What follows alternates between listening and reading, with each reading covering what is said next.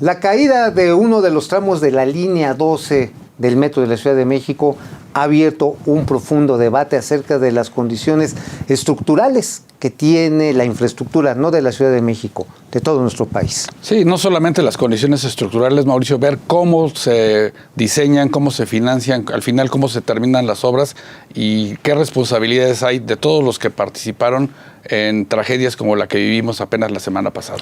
Por eso aquí en Dinero a Debate vamos a tener una plática con dos expertos, un ex subsecretario de Infraestructura y uno de los ingenieros más connotados en materia estructural. Quédese aquí con nosotros.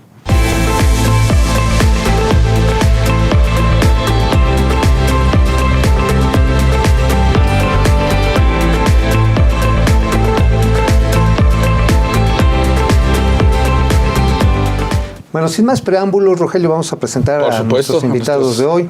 Tenemos a Francisco García, miembro del Consejo Consultivo de la Sociedad de Ingenieros Estructurales o Estructurales. Estructurales, porque estructuralistas... No, es ingeniero estructural, es la palabra correcta. Estructurales de México. Muchas gracias por estar aquí, Francisco. Tuve el placer de conocerlo después de los sismos del 2017.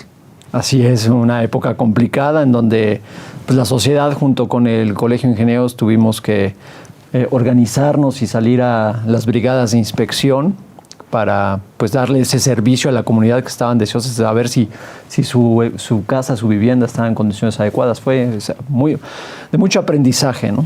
Sí, muy difícil. Por supuesto. Y bueno, también nos acompaña Fausto Barajas, él fue subsecretario de Infraestructura de la Secretaría de Comunicaciones y Transportes y por supuesto pues un experto en estos temas de las obras públicas, de las licitaciones, de cómo sí se deben de hacer pues estas grandes obras de infraestructura que necesita el país y que pues ahora están sujetas a muchos cuestionamientos. A muchos. ¿Y qué les parece? Vamos como diría Jack el Destripador, vamos por partes.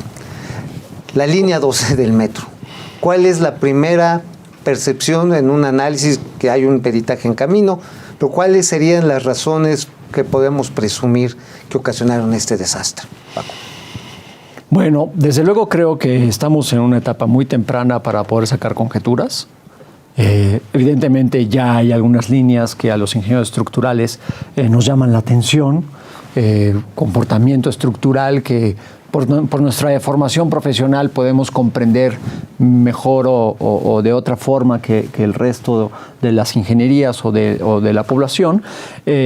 Sin embargo, creo que hay que esperar los dictámenes periciales oficiales, porque no creo que esto sea una razón única en lo absoluto. Creo que esto es una combinación de factores, es una combinación de elementos que se fueron conjuntando, que se fueron agregando unos a otros para desafortunadamente tener el colapso del pasado, irónicamente, lunes 3 de mayo, el día de la Santa Cruz, ¿no? El día de la construcción, ¿no? Es ironías, ¿no? Porque el sismo se repite el 19 de septiembre, 32 años después, o ahora, ¿por qué ahora esto pasa el 3 de mayo? No quiero pensar qué va a pasar el 12 de diciembre. Pues esperemos que nada, esperemos que sigamos teniendo la protección divina, ¿no? No vaya a ser que la Virgen diga, ahí los dejo, háganse bolas. Si la Virgen nos deja, pues esperemos que eso no suceda, porque creo que muchas veces estamos agarrados de su manto, como dirían los fieles, ¿no? Fausto, ¿cuál es tu primera impresión en estos momentos, a poco más de una semana pues, de este colapso de la línea 12? Yo creo que, Paco, hay que esperar a que estén los dictámenes y los peritajes de lo que pasó. Pero sí, si empiezas a revisar y ves ya desde hace años, en específico la línea 12 había tenido muchos problemas de origen. De origen me refiero, como desgraciadamente pasan muchas cosas en México en todos los niveles de gobierno y en muchas partes del mundo, en el término de la planeación y la ejecución de infraestructura. Esta obra, si lo recordamos, fue muy atropellada, ¿no? Empezó con problemas desde si había los recursos presupuestales para ejecutarla, ¿no? Recordemos que se aceleró mucho cuando la salida de Marcelo Ebrard como jefe de gobierno para inaugurarla. Al poco tiempo se tuvo que parar ya con la llegada de Mancera a la jefatura de gobierno de la Ciudad de México. Y eso yo creo que te empieza a denotar, bueno, de saque, y lo debe saber Paco, La línea 12 contó con un proyecto ejecutivo, si acaso, muy pobre. No había proyecto ejecutivo. La gerencia, ¿No había proyecto ejecutivo? No había. No, empezaron con un anteproyecto, con un proyecto esbozado. Y con eso se fueron, ¿no? Y con estudios paramétricos, sí. Y la gerencia de proyecto, pues prácticamente nunca existió. Déjame decirlo, en general los proyectos en México es una de las dolencias fuertes que deberíamos aprender, y después... ¿Sin gerencia de proyecto? Pues prácticamente, o sea, y cuando hay gerencia de proyecto la puedes tener contratada porque es por ley.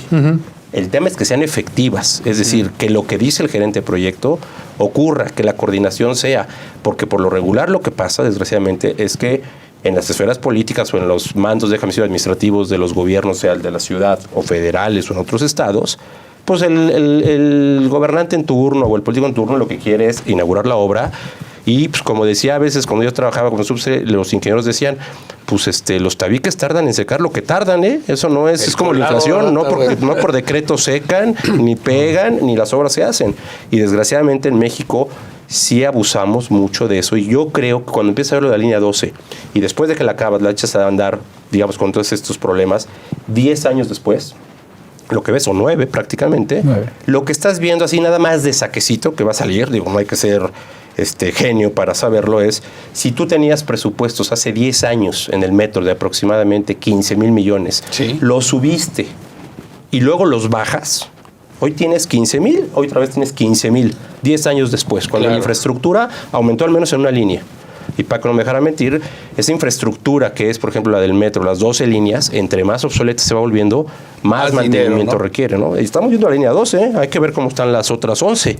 Pero lo que sí te llama la atención es que ese presupuesto, si fuera por inflación en 10 años, debió haber incrementado 50% al menos, ¿eh? Sí, el ahorro en mantenimiento es un ahorro mal entendido, porque cuando tú ahorras en mantenimiento, eventualmente vas a tener que hacer reparaciones mayores, que te va a costar mucho más caro que haber mantenido adecuadamente la infraestructura. Entonces, creo que es un ahorro mal entendido hacer recortes en el presupuesto de mantenimiento.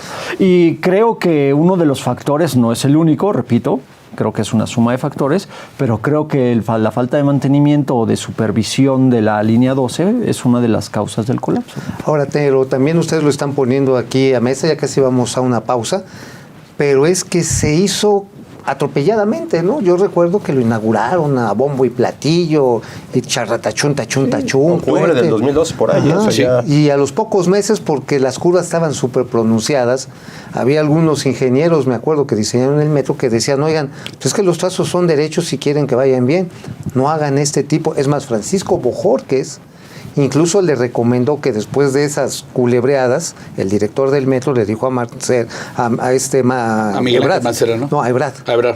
Ebrard le mandó una carta y le dijo, oiga, cierto, si va a meter esto, póngale ruedas neumáticas, no le ponga metálicas, porque sin mantenimiento esto va a ser un relajo. Pero bueno, vamos a regresar en el segmento a los problemas de origen de la línea 12, no solamente en la parte de diseño, también el financiamiento y por supuesto pues todas las entretelones políticos que se dieron en ese momento. Oye, en torno a esta obra. El cambio de compra de tren, ¿eh?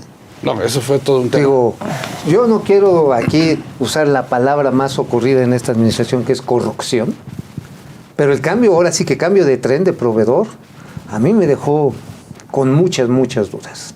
Pero bueno, esto después de la pausa.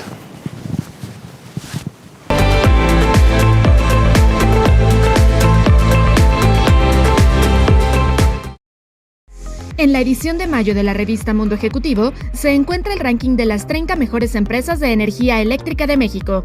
Con la contrarreforma energética impulsada por el Poder Ejecutivo y las condiciones desfavorables de inversión en el país, estas empresas aprovechan la oportunidad en su sector para continuar con el crecimiento. Para ofrecer un panorama más completo, ofrecemos a nuestros lectores un especial sobre el estado de la industria energética. Diferentes consultores, académicos y especialistas dan una lectura de la industria en el país, las tendencias mundiales y el cómo deberían trabajar iniciativa privada y gobierno. También presentamos un reportaje donde los jugadores claves del retail hablan del uso de la inteligencia artificial y cómo diversas innovaciones tecnológicas deben ser la vía de aceleración para las empresas de consumo masivo. Los non-fungible tokens han llegado para cambiar el mundo del arte y las finanzas. Hacemos un análisis sobre la nueva tendencia tecnológica que tiene un mercado con valor de $250 millones. En la sección de Real Estate, dos importantes firmas del sector comparten su visión sobre la experiencia de compra y los factores que afectan la decisión de compra de un bien inmueble. Además, en Mujer Ejecutiva damos una perspectiva de cómo el emprendimiento social es una herramienta para reducir la brecha de género. Consulta la edición digital de la revista Mundo Ejecutivo en nuestro sitio web o descarga el ejemplar completo en nuestras redes sociales.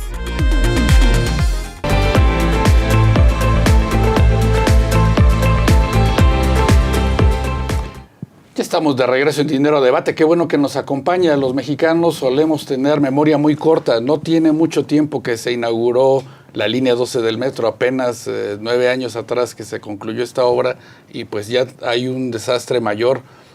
Los problemas de origen de la línea 12, Paco, Fausto, ¿cuáles recuerdan que pues deberían digamos que recuperarse en esta investigación que se está haciendo a partir de un colapso que pues hasta el momento deja 26 muertos y pues por lo menos 2 decenas de heridos? Fausto, si me lo permites, mira, desde luego creo que en los proyectos el tiempo es fundamental y presionar un proyecto y presionar una obra para que cumpla con cierto tiempo, pues puede conllevar a deficiencias de diseño o constructivas que, repito, pueden ser factores que se vayan sumando para el resultado de la tragedia que tuvimos. Desde luego, la premura de tiempo. No haber hecho el proyecto con un proyecto ejecutivo, no haber realizado la construcción con un proyecto ejecutivo. Porque el proyecto ejecutivo pues lleva su tiempo también. Claro. Y entonces pues te vas comiendo esos tiempos que no van dando para los tiempos políticos necesarios. Claro. Y entonces empiezas una obra sin un proyecto totalmente definido que es muy difícil cuantificar, ¿no? Y que pues en una época en donde a lo mejor la construcción no estaba tan boyante y empresas tan importantes necesitaban tener obra pública para poder mantener sus plantillas o sus ingresos o sus cotizaciones en bolsa o lo que fuera, sí, lo desconozco, pero muchos factores, pudieran llegar a haber aceptado presupuestos de la obra pues fuera de lo lógico. Muy tirados de plano, ¿no? Sí. Precios que no son reales. Sí. Porque la obra pública, de hecho, eso se ha prestado mucho, Fausto. Siempre el mejor precio es el más bajo.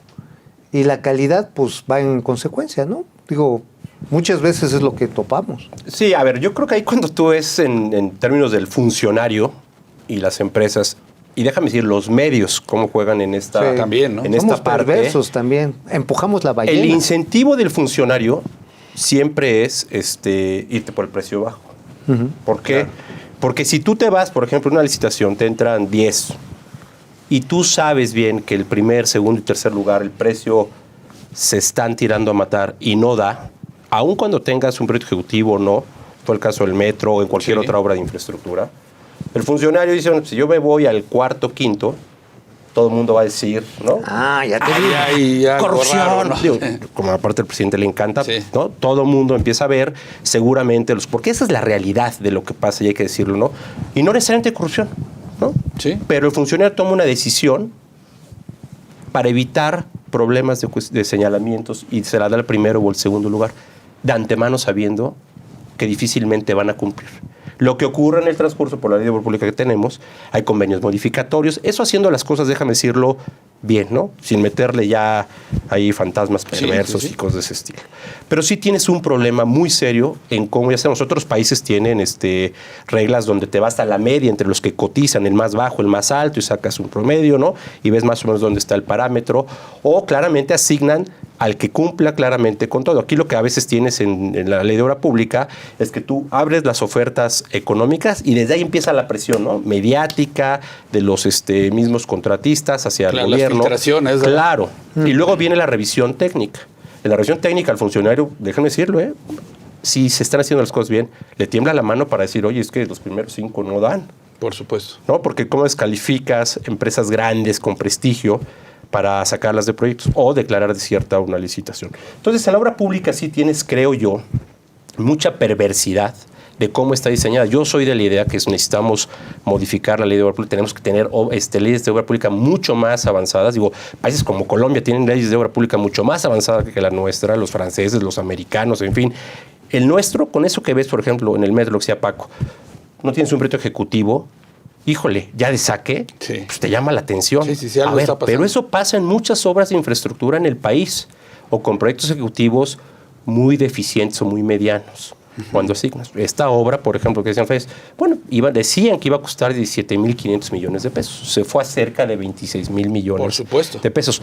¿Dónde están las desviaciones? ¿Por qué fueron las desviaciones? ¿A qué se atribuyen? A que no hubo un proyecto ejecutivo, Sí. pésima supervisión del proyecto durante la ejecución y bueno, y lo que ya estamos viendo 9 años después, que si en el Inter vemos qué pasó con el gobierno de Mancera, pues que se cerró ya por deficiencias de cómo se ejecutó el proyecto. Todos esos elementos tendrías que analizarlos, tendrías que verlos, tendría que haber un benchmark, por ejemplo, de estos proyectos y deberías apoyarte en las cámaras o en los colegios para hacer post-mortem de la ejecución de los proyectos. De otra manera, la infraestructura que estamos haciendo en México no tenemos ni idea. Cuando es infraestructura de alto calado, pues, donde sí requieres como esto de la ingeniería, línea 12, ¿no? claro. Y considerando además de que en un principio se pensaba que precisamente este tramo de la línea 12 iba a ser subterráneo. El gobierno de la Ciudad de México se queda sin dinero por algunas circunstancias que en su momento se ventilaron incluso en el Senado de la República, que se quisieron a poner a jugarle ahí a la especulacha, ¿verdad? Con el dinero, con la tesorería de la capital. Y después pues se tuvo que replantear todo. Entonces vamos ahora por un metro elevado, donde todo es distinto, puesto que también empezaron las presiones, habrá que recordar, de los vecinos de Tláhuac, en el sentido de que no querían que pasara por sus predios pues este tren elevado. ¿Habrá afectado ese cambio de trazo? ¿Cómo qué tanto habrá afectado en el diseño? Y Bueno, pues, finalmente en las consecuencias. Desde luego la parte más complicada de un proyecto de este tamaño, de esta envergadura, es el trazo. Porque no es lo mismo hacer el Tren Maya, que vas por medio de la selva y te tienes que pelear con ambientalistas, porque estás quitando 20 metros de derecho de vía, ¿no? Y tumbas arbolitos sí. y demás, nada más. El gato crece. Que pasar un metro por una zona altamente poblada, con un trazo muy complicado, porque si ven Avenida Tláhuac no es Insurgentes, ¿no? Avenida Tláhuac tiene muchos quiebres, y además era el trazo natural para hacer el metro, porque pues, es la avenida principal, muchas calles confluyen ahí, relativamente la gente puede salir hacia esa columna vertebral que es Avenida Tláhuac, pero pues tienes la desventaja, pues que es una línea quebrada. Entonces, pues las curvas serán inherentes al trazo. Entonces, lo más complicado es encontrar un proyecto que geométricamente sea viable. Y si no es viable, pues tratar de hacer las curvas o el trazo lo más adecuado a la calidad o al tipo de trenes o a la velocidad de los trenes que se van a implementar. Entonces, desde ese punto de vista, el aspecto estructural es como secundario. Primero haces el trazo, ves dónde puedes colocar el tren, y después te empiezas a pelear con la parte estructural. ¿Por qué no hacerlo subterráneo? Pues, evidentemente, esa zona de Tláhuac que está en un suelo muy complicado de la Ciudad de México, no voy a decir ni peor ni mejor, Sí. Es el suelo que tenemos y es el suelo con el que tenemos que lidiar. Ese es el suelo, punto. Y ese es el suelo con el que había que lidiar con el metro. Entonces, es como un barco. Esa zona tiene grandes contenidos de agua. Será el antiguo lago. Y entonces, si nosotros hubiéramos metido un tren subterráneo a cierta profundidad, eventualmente... Íbamos a encontrar agua. Sí, desde Por luego, supuesto. nos íbamos a tener que pelear con el agua. Iba a ser un submarino. Pero el tren, todo el cajón hubiera tendido a emerger. Entonces, eso conlleva a llevar el cajón mucho más profundo. Vamos a una pausa porque Claro. esto de que emerge por la calidad del suelo, creo que también tiene mucho que ver con precisamente la administración de obras en lo que tenemos este país. Vamos a una pausa aquí en Dinero a Debate. Regresamos.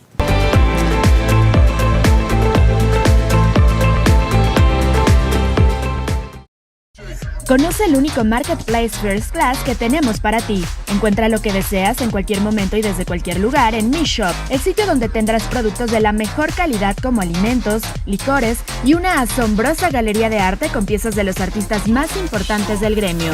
Visita nuestra página mishop.com.mx y comienza a disfrutar de nuestros exclusivos productos. Tus compras por internet nunca te habían dado tanto prestigio.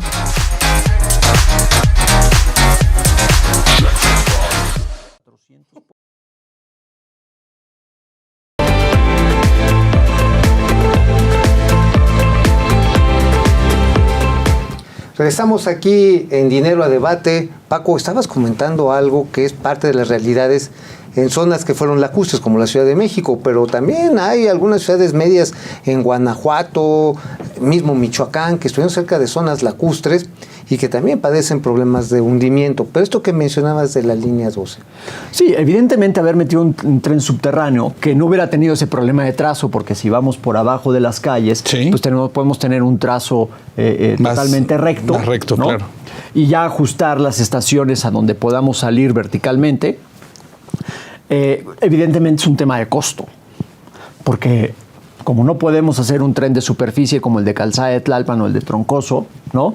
Donde le quitaríamos espacio a Avenida Tláhuac, que hubiera sido imposible, o un tren superficial, o sea, enterrado, pero superficial, como en la zona del centro, las estaciones Allende, Hidalgo, Zócalo, que relativamente está cerca de la superficie, sí, porque ese metro hubiera tendido a emerger, hubiera tendido, al ser un suelo con mucho contenido de agua, pues como un barco. Funciona literal como un barco, entonces hubiera tendido a emerger con otros problemas y ir mucho más profundo hubiera llevado a mucho dinero. Pues la solución económicamente y técnicamente viable pues era elevarlo, ¿no? Entonces, ahí se explica eso. Y así lo habrían resuelto, ¿no? Supongo que cualquier gobierno hubiera llegado a eso, pero dependiendo del dinero que tuviera. Ahora, lo que es, a ver, sin duda, con la ingeniería, igual que el aeropuerto de Texcoco, que ya no es el aeropuerto de Texcoco, pero también tenía un reto de ingeniería brutal. Claro. La ingeniería, y yo creo que tenemos nosotros en México muy buenos ingenieros. O sea, yo creo que no es el tema del problema, ¿no? Porque ingenieros tienes, o sea, por ejemplo, el aeropuerto de Texcoco, todo el mundo sabe que está en el área salitrosa, que también se iba a hundir. Con tecnología se resuelve eso. Y la ingeniería mexicana es buenísima para poder solucionar. Creo que donde también tiene que estar el debate público es, a ver, ¿cómo están las capacidades de los gobiernos para generar proyectos? Y eso hay que verlo. Se ha venido desmantelando en los últimos años y se ha acelerado en este gobierno federal y lo estamos viendo en la Ciudad de México, que ahí no hay pretexto, ¿eh? O sea, los que están en la Ciudad de México son los que han gobernado los últimos 20, 30 años en la Ciudad de México. Sí, claro. Ahí no hay, pues ahora sí que ni la palabra lo han mencionado, ¿eh? No le pueden echar la culpa al pasado. Y hay que ser prudentes, ¿eh? Yo no, ni siquiera todavía diría, ¿no? Porque también ya basta de estar diciendo que todo es corrupción. Yo me preocupa más el tema de la planeación y la ejecución y las capacidades técnicas que tiene el gobierno. El gobierno, si tú te asomas a ver quién es un residente de obra en estos grandes proyectos, no, para que no me dejaran mentir, bueno, es casi equivalente a un peón, hombre. O sea, les pagamos una mugre. O sea, todos los presupuestos de recortes para ejecutar proyectos y para mantener cada vez han ido más a la baja. ¿Cómo es posible que quieras mantener o hacer infraestructura de primer mundo cuando pagas cacahuates a tus funcionarios públicos? Claro. Y siempre estás diciendo, no, tenemos todo en orden? No es cierto. Hay que hablarlo y hay que decirlo. Seguramente Paco lo ha vivido cuando hace un gobierno. Es de lástima ver los procesos de ejecución, a veces los funcionarios que están mal pagados y que no pueden hacer y hacen lo que pueden con lo que tienen. Son responsabilidad fuerte de los altos mandos en cualquier gobierno. En el caso de la Ciudad de México, sí son a niveles de los secretarios de la Ciudad de México, del mismo jefe de gobierno, porque son los que tienen los elementos para decir qué es lo que falta. Puedes decir, oye, esta obra sale mucho más cara si la vamos a hacer por abajo, ¿no?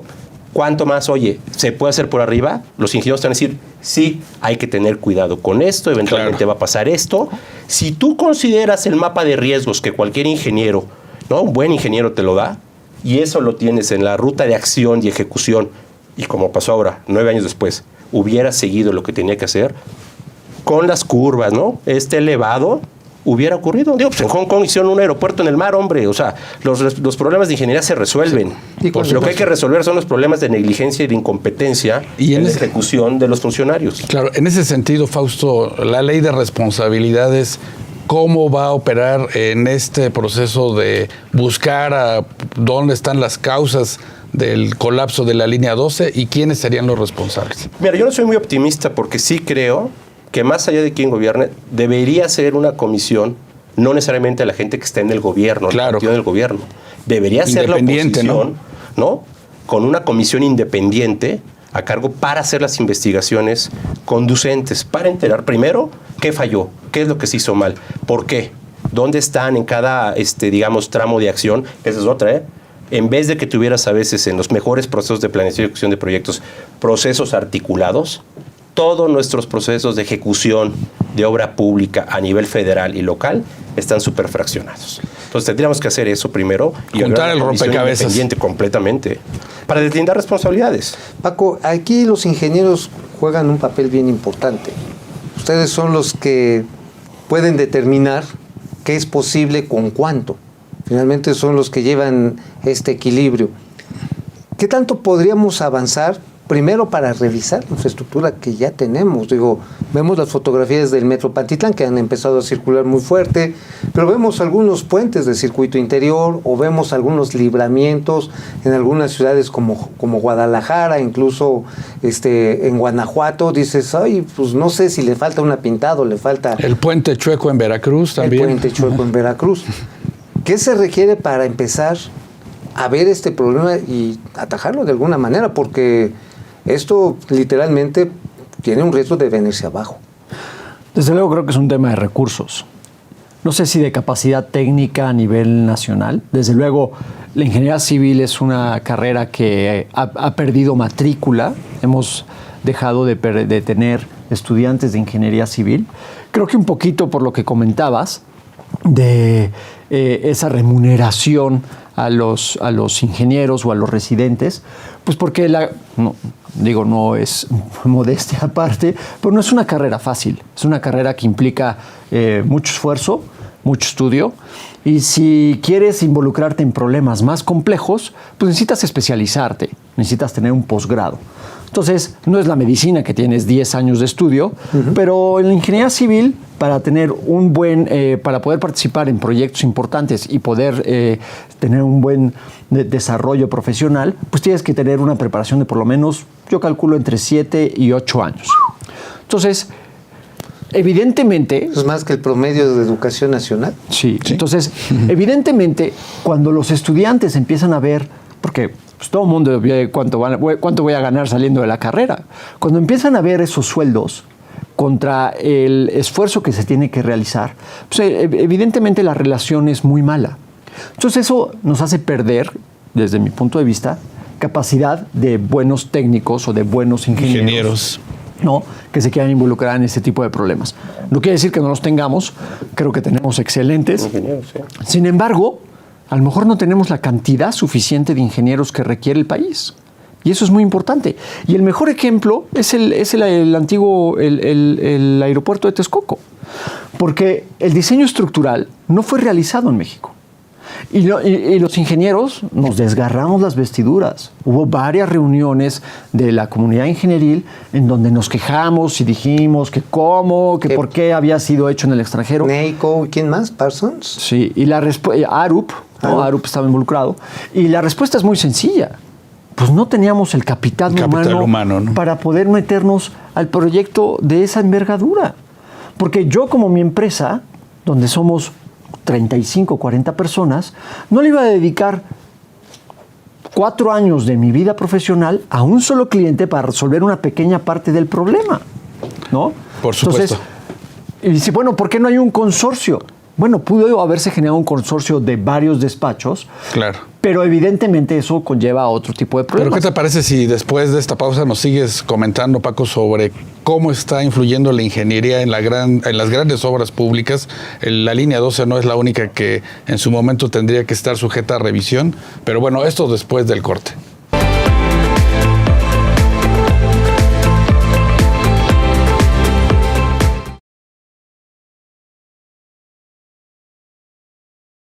Conoce las noticias más relevantes en temas de negocios, política, tecnología, startups, mujeres y estilo de vida en nuestro nuevo canal de televisión Mundo Ejecutivo TV.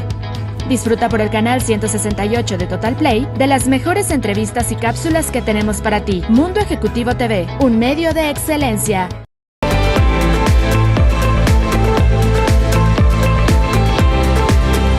Qué bueno que está con nosotros. Esto es Dinero a Debate. Platicábamos hace un momento, Paco, de la importancia de los ingenieros civiles en todas estas grandes obras de infraestructura.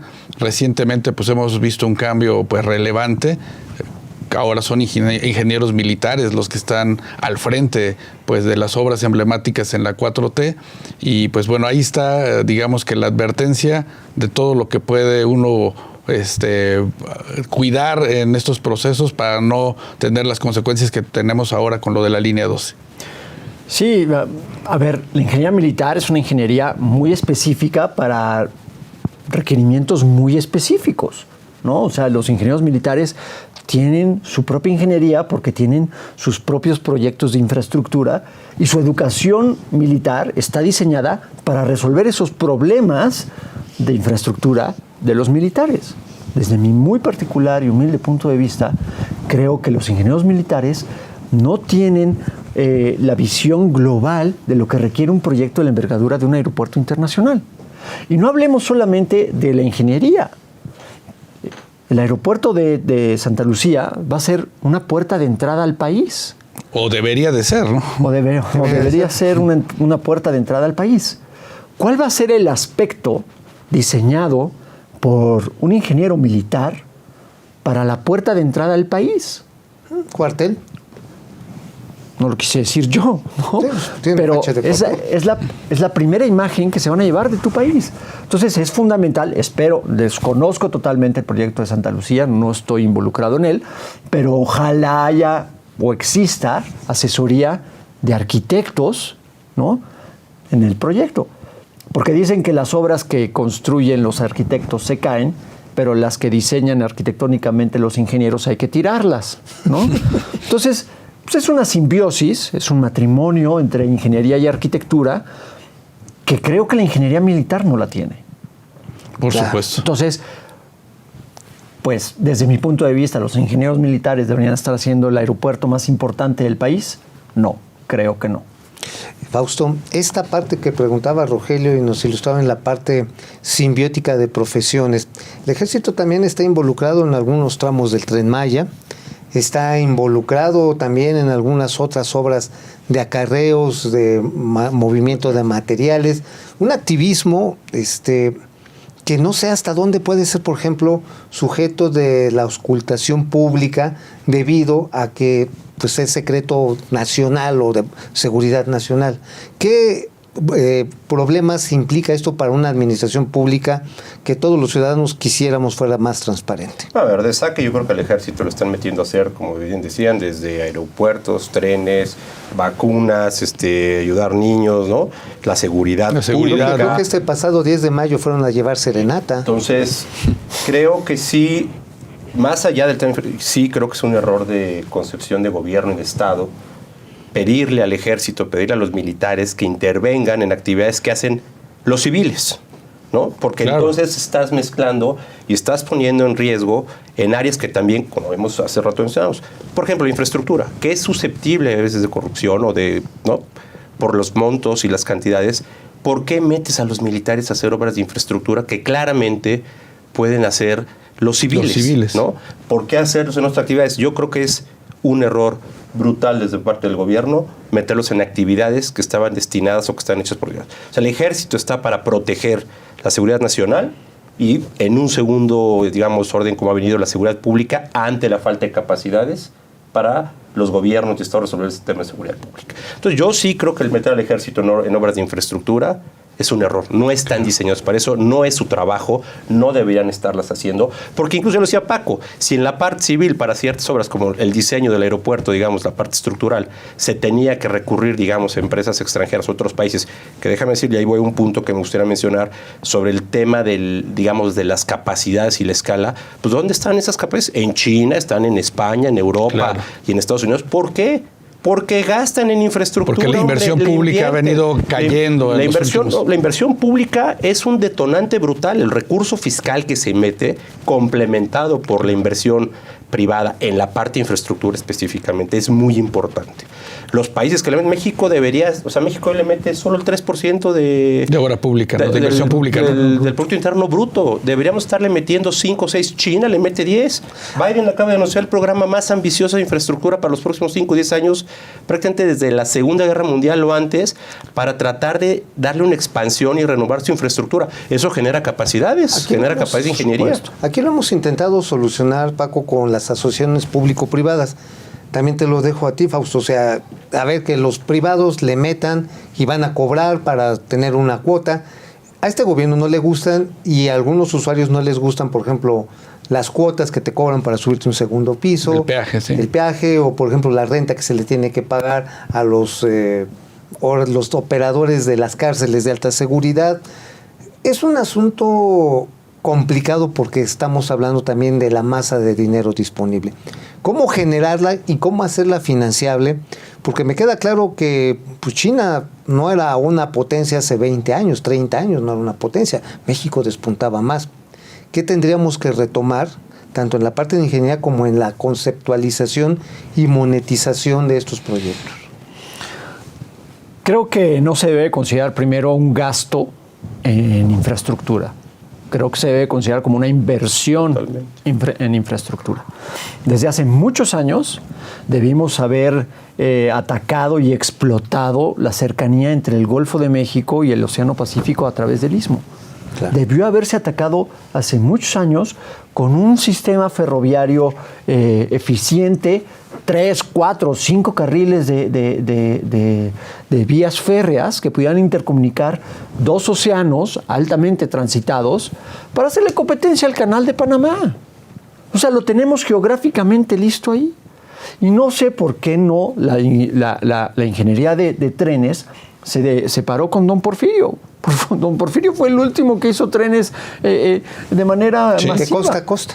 ¿Sí? Entonces, eso es algo que no entiendo por qué no entendemos. No es un gasto en infraestructura, es una inversión en infraestructura. Entonces valdría ahí tomar crédito para desarrollar una inversión. Los países que invierten en investigación acaban teniendo tecnología.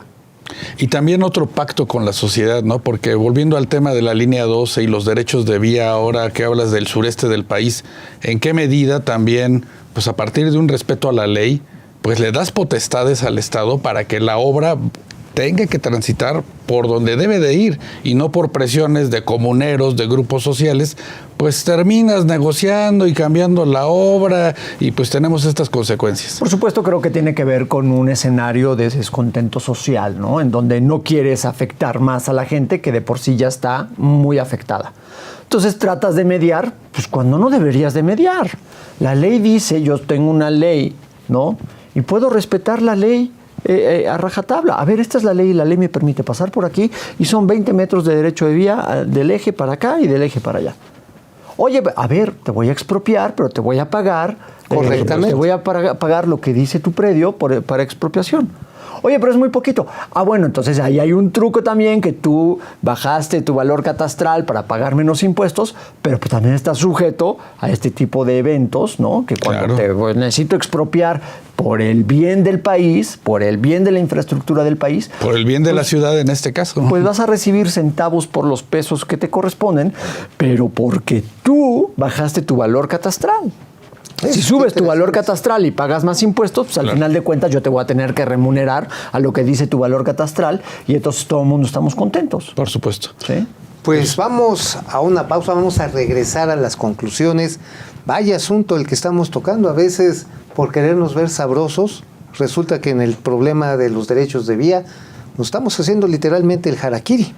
Así que vamos a una pausa, regresamos aquí en Dinero a Debate.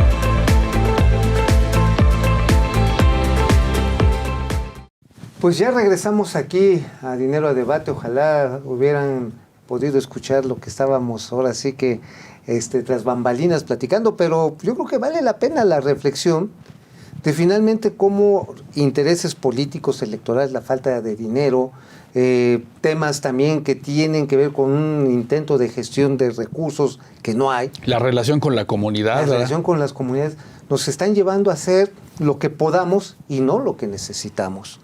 En el caso particular de obras que eran emblemáticas, los aeropuertos de Texcoco, primero que le tumbaron a Fox, luego se lo tumbaron a Enrique Peña Nieto, y hoy estamos haciendo algo que, perdón porque lo diga, pero yo me divierte mucho, Santa Fantasía.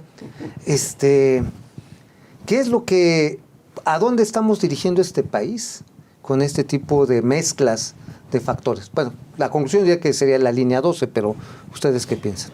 Mira, yo sí veo muy riesgoso, y más en este gobierno se ha acrecentado, porque creo que después de la crisis, por ejemplo, del 95, 94, que se desmantelaron, quebraron todas las empresas prácticamente de construcción y ingeniería en el país, subsistieron muy pocas, se vuelve a intentar retomar el gasto en infraestructura por ahí del 98, 99, o ya con el presidente Fox, primero en la expansión en Pemex, que incluso hay un resurgimiento de ingenieros petroleros porque se vuelve atractivo por la inversión que había en Pemex para desarrollar nuevos campos.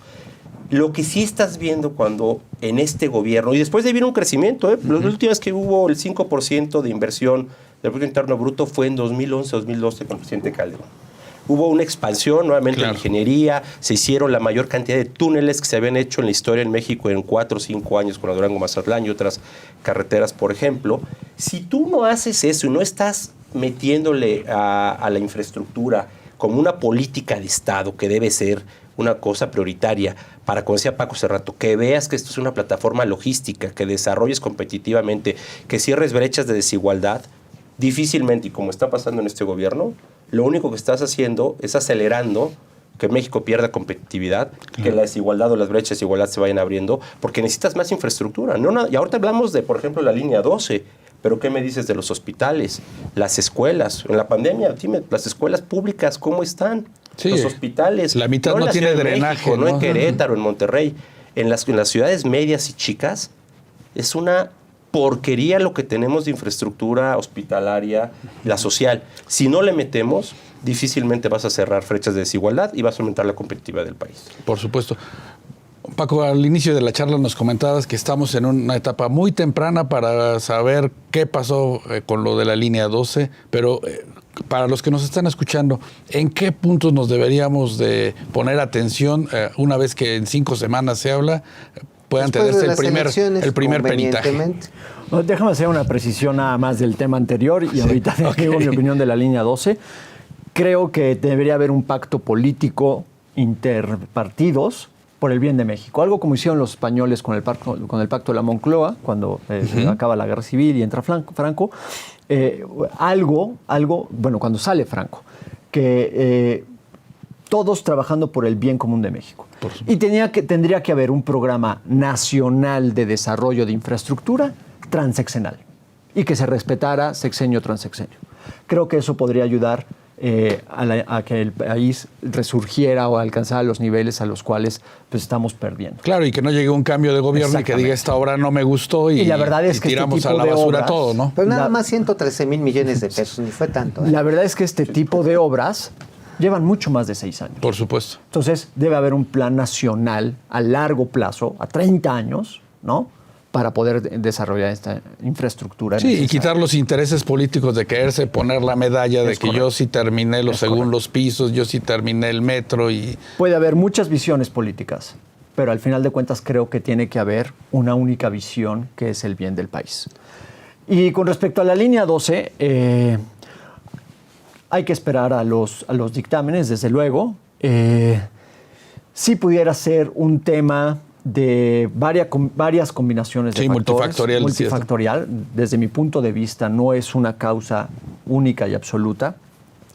Tenemos esa mala costumbre o esa mala tradición de ponerle nombre y apellido al responsable absoluto. ¿Por qué alguien con un nombre y apellido tiene que ser responsable por 22 kilómetros de un proyecto sumamente complejo, en donde para que esa viga se cayera, a lo mejor hubo 600 o 700 personas involucradas para hacer un trabajo único que era montar esa viga allá arriba. Entonces, no creo que haya un responsable absoluto.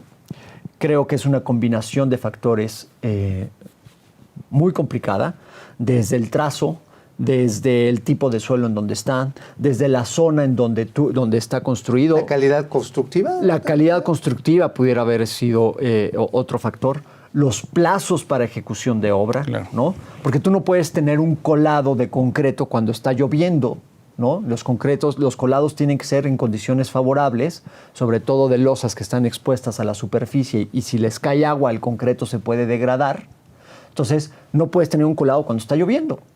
Y sin embargo, seguramente por las presiones de tiempo, se coló, no estoy diciendo que ese tramo en particular, ¿de acuerdo? Pero puede ser que algún tramo se haya colado sin darle los tiempos, adecuadas. ¿no? Claro. O la soldadura en campo. Es una zona con alta densidad de población donde a lo mejor las demandas de electricidad a ciertas horas son tan altas que la soldadura o el amperaje necesario para soldar esas piezas o esos conectores o esos apoyos del puente, pues no era la corriente eléctrica adecuada. Entonces ahí ya traes otro factor. Creo que no es un factor único. Fausto, creo perdón, que son múltiples factores. En apremio al tiempo, nos queda 1 minuto y medio. Tu conclusión sobre el tema de la línea 12.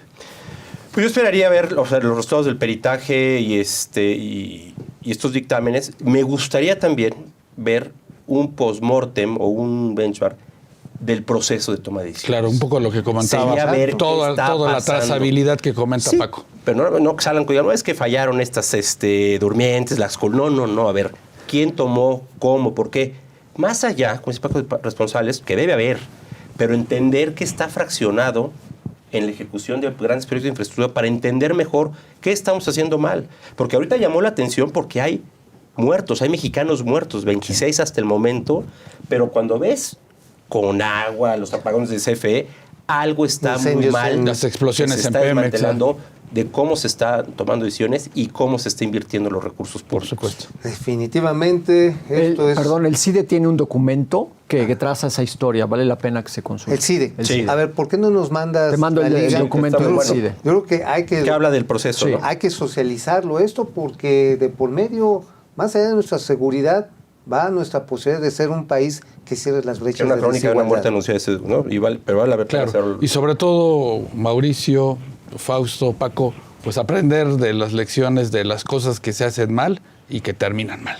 Así es. Bueno, esto, amigos, fue Dinero a Debate, un tema que va a dar mucho que hablar antes y después de las elecciones. Pero hay que pensarlo a 30 años. Nos vemos para